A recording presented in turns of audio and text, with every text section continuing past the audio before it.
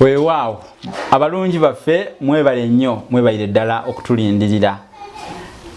Oli wanjawulo nnyo gwatwala akadde oba awaayo obudde n'ojja ku mukutu gwaffe guno mu Nabusiro n'olulasangeeye. Ate n'otukomaawo no subscribinga ku mukutu gwaffe no likinga no commentinga no sharinga. Nze nno ngamba nti namugereka onaagereka akugerekere bulungi olw'ensonga nti yasinga okumanya bye weetaaga.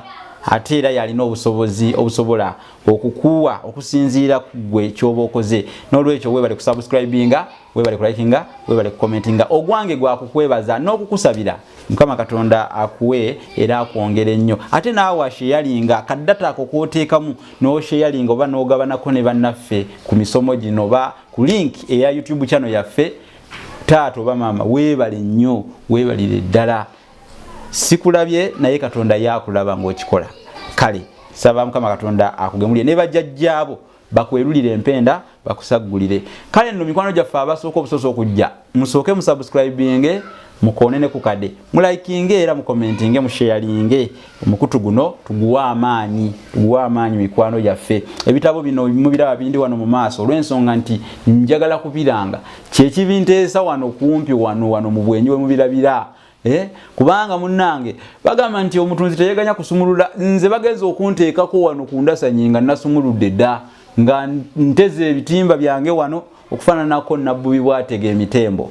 Kale enkade enzito yeyugumya omutembo ate sijja kubanga oli kyajja kusaanya ayogerwako. Bagamba kyajja kusaanya yeerabira oluguzi. Bitabo byebyo Olulasange ekya mitwalo 10, Bassekabaka b'ensi muwawe ekiddakawo kya mitwalo 3, Effumbekero ly'ebisoko kya mitwalo 3, Olulimi Oluganda n'ebigunjiddwa ku mulembe Mutebi nakyo kya mitwalo 3. Kale bigule okuguke mu lulimi obanguke oyo jiwale.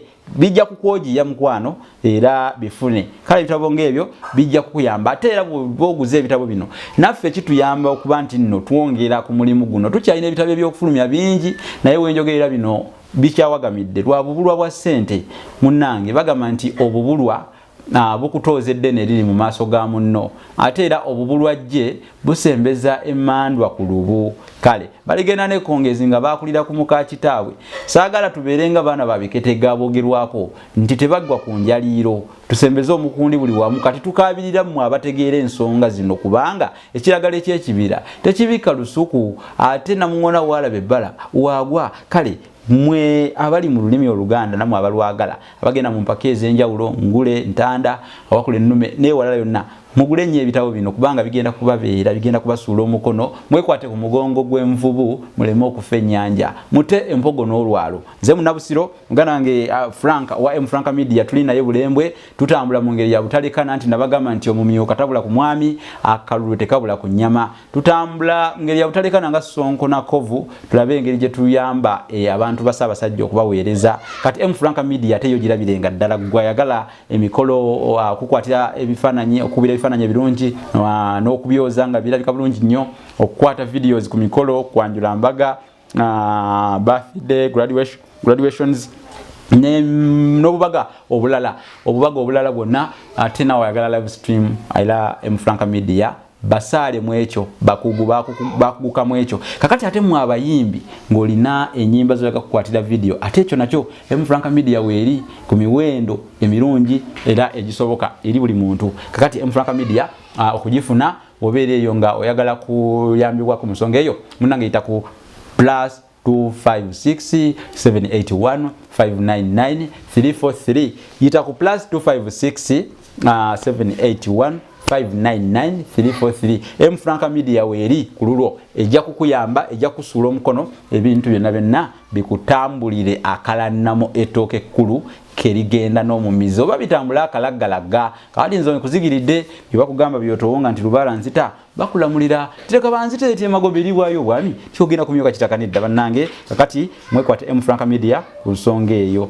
kale ebyo nga bwe biwedde ate kansumulule nze ninga lubaale kubanga bw'ate omuntu akwata mulala okono kwe bayita okukuba ekiwenge awo mba nvuddewo ngenze olwaleero katulabe ekigambo enkoko lwaki bagituuma enkoko abaganda bagituuma enkoko kubanga yavaddanga emala ebibamba enkoko yavaddanga emala ebibamba mu Buganda wano emikolo gy'abaganda mingi nnyo enkoko tosobola kugireka kiki kyoyinza okuwakanamu awo emikolo gy'abaganda mingi nnyo enkoko tosobola kugireka gibeere egy'essanyu gibeere egy'ennaku mingi nnyo enkoko nga yakumwanjo nnyo yavadda nga yemala ebibamba mu mayu g'abaganda era enkoko yeyogerwako nti ekkakkanya obusungu bw'abantu enkoko kale enkoko kintu kikulu nnyo olwokuba kintu kikulu omukoye yenna wano mu Buganda ateekwa okuweebwa enkoko ateekwa kugiweebwa kakati nno munnange omusajja edda eyaziririranga omukazi emmere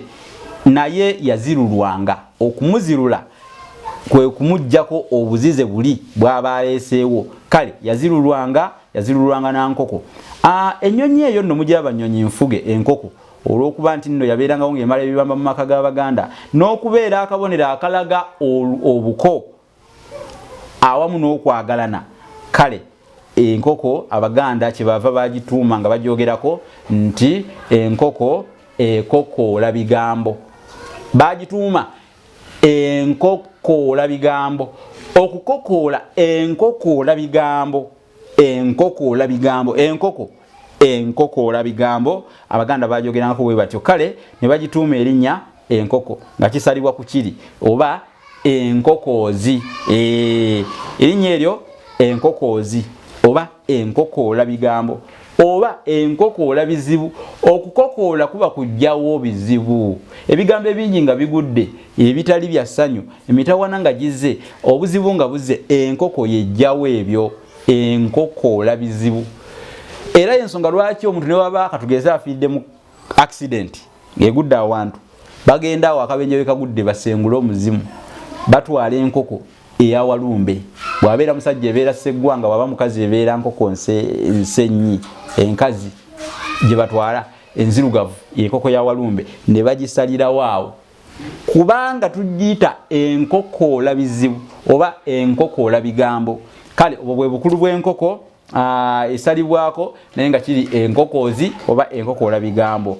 kale Abaganda banoonyayo erinnya ery'okuwa ekinyonyi ekyo ekifuge ne bazuula erinnya eryo olw'omugaso gwe bagizuulamu kale baawulira nga enkoko eyo esaana okuyitibwa enkoko ate bulijjo enkoko abaana bayo bwe beebayita ekola ko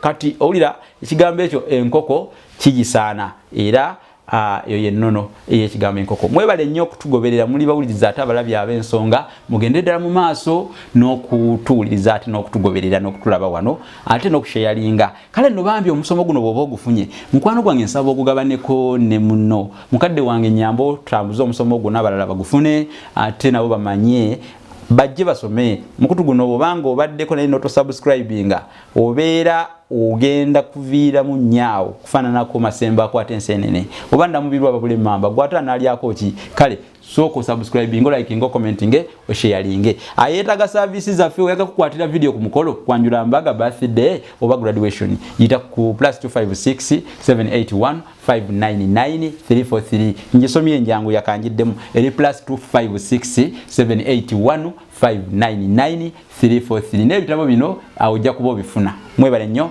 mwebayire ddala ekyamazima bulijjo bw'olabanga musajja mukulu oli azingako oba agoma nga azingako entuula ze omanya nti omuyiggo bwe guba tegugombye ayinza okuba afunyeyo akataaguju era n'agenda ne kye bangambye ng'emmeeme etodde okulya ennyingi si kugwa maddu ate okulya ennyingi si kugejja enkoko tegejja lulunduli bannange mulowooza ekiwooma tekifulula bukulu kale naakusekande nti kasooli wa kuno tayera awunda ate ekigwanga mumbwa ng'amanyi bwegwa ndifiira buguma enyenje ejjera ku kibani muzikirize leero nkomeko wano kubanga akajabangu kakanagwera mweyo kakakanyizibwa na kisinsi mweraba